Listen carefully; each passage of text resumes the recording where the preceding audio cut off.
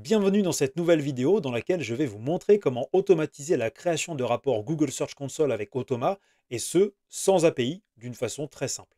Pour ce template, j'utilise un Google Sheet dans lequel j'ai 5 colonnes.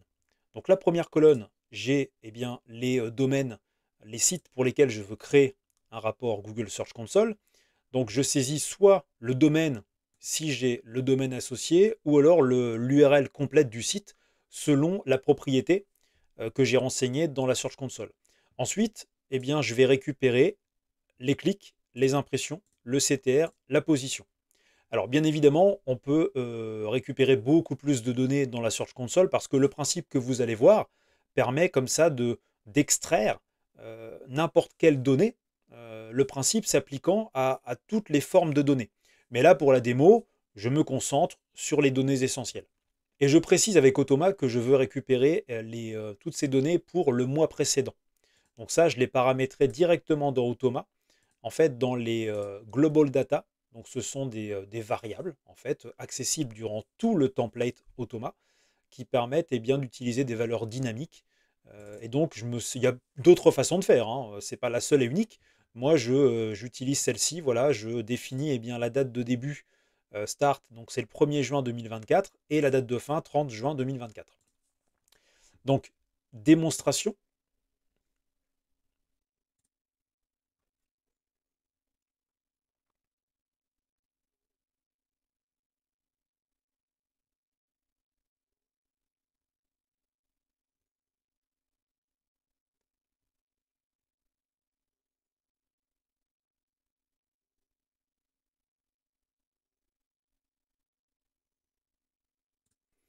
Et voilà, donc là, ça a bien reporté toutes les données dans mon Google Sheet. Donc en quelques secondes, j'ai automatisé la création de rapports Google Search Console avec Automa. Comment ça fonctionne? Donc, tout d'abord, je vais lire mon Google Sheet. Donc l'ID, je l'ai saisi dans les Global Data. Je vous en parlais avant, donc je l'ai saisi là. Je vais lire l'onglet Report. Donc l'onglet Report. Et je récupère la colonne A. En lecture, j'ai besoin que de ça. À partir de là, je crée une boucle qui va me permettre de lire chaque ligne de mon Google Sheet. Donc, je la nomme Websites Loop, tout simplement, et je me base sur la configuration Google Sheet que j'ai créée juste avant, qui match avec cette référence, Websites, Websites. Comme ça, la boucle matche bien la bonne configuration de Google Sheet. Au cas où vous avez plusieurs blocs Google Sheet avant avec des configurations différentes, c'est de cette façon que vous pourrez cibler le bon Google Sheet.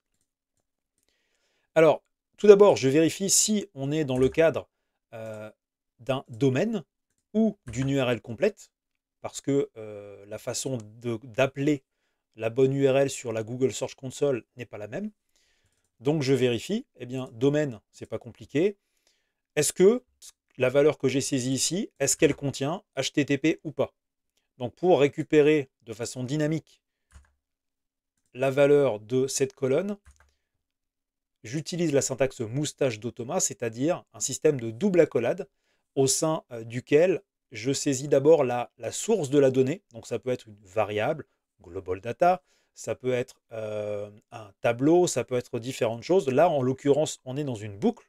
Donc la source de la donnée, c'est loop data, laquelle websites loop, c'est l'ID que j'ai donné à la boucle juste avant.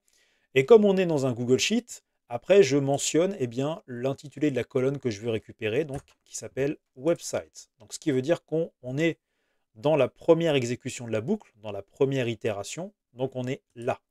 Il lit ceci. Donc derrière, est-ce qu'on a HTTP ou pas dans la valeur? Ça va déterminer après ce que j'ajoute dans l'URL quand j'appelle la Search Console. Alors, si je n'ai pas de HTTP, donc on est en mode domaine, je vais ajouter ceci dans l'URL qui va être appelé sur la Search Console. Et sinon, je me contente de ceci. Voilà, donc là, je vais appeler ma Search Console en construisant la bonne URL complète, donc c'est-à-dire avec les paramètres que je viens de déterminer ou pas, en fonction de si c'est un domaine ou une URL, le domaine ou l'URL, la date de début, la date de fin. Et ce qui me permet d'obtenir comme ça, eh bien, voilà, les bonnes dates et le bon site. À partir de là, donc j'ai créé un tableau dans Automa qui reprend exactement ce qu'on a dans le Google Sheet, puisque à la fin, c'est lui qui va en gros être copié-collé dans le Google Sheet. C'est de cette façon que les données vont être reportées dans le Google Sheet. Donc en fait, j'ai repris la même structure. Et là, donc, eh bien, tout d'abord, je renseigne le site en question.